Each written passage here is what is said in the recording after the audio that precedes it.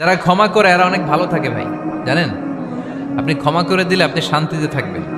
আপনি যদি আপনার ব্যাড এক্সপিরিয়েন্স, তিক্ত অভিজ্ঞতা, কে আপনারে গালি দিছিল, কষ্ট দিছিল, সবসময় এগুলো বয়ে বেড়ান, it will burn your self inside. এগুলো আপনার ভিতরে জ্বালায় পড়ে সারখার করে দিবে। আর যদি ভুলে যান, জায়গায় মাফ করে দেন, তাহলে শোধবোধ সব শেষ। আমি আছি শান্তিতে, ঠিক কিনা?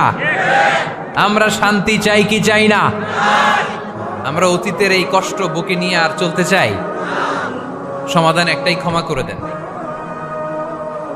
স্টামফোর্ড ইউনিভার্সিটি, ক্যালিফোর্নিয়ার স্টামফোর্ড ইউনিভার্সিটির একজন প্রফেসর ফ্রেডরিক লাস্কিন, ওনার একটা আর্টিকেল আমি পড়েছি। ওখানে উনি গবেষণা চালিয়েছেন, অনেক মানুষের মধ্যে গবেষণা চালিয়ে দেখেছেন যে যারা অন্যরা ক্ষমা করতে পারে না, এদের রোগবালাই বেশি, কষ্ট বেশি।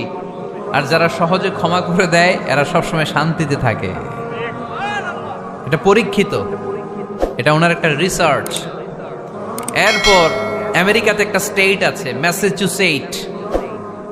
এই ম্যাসাচুসেট জেনারেল হসপিটালে একজন পৃথিবী বিখ্যাত সাইকিয়াট্রিস্ট বসে, মনোবিজ্ঞানী, নাম হচ্ছে প্রফেসর হারবার্ট বেনসন।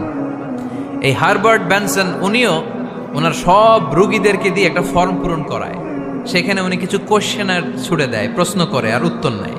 পরে জরিপ করে উনি দেখতে পেয়েছে ওনার যে সমস্ত রোগীরা মনের ভিতরে রোগ, এই রাগ, এই ক্ষোভ, এই হিংসা বিদ্বেষ এগুলো অন্তরে পুষে রেখেছে, এদের স্ট্রোক করার এবং হার্ট অ্যাটাক করার রেটিংটা বেশি।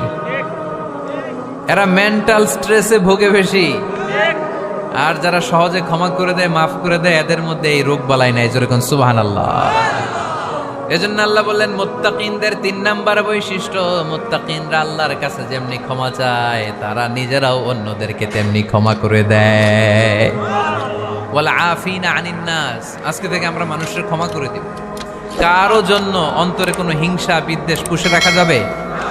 অনেকে এগুলো ভুলতে চায় না, পেলে পুষে বড় করে, আর ভিতরে খালি জ্বলে। ভিতরে কি করে? এই জ্বালাও পোড়াও আমরা বয়ে বেড়াতে চাই না।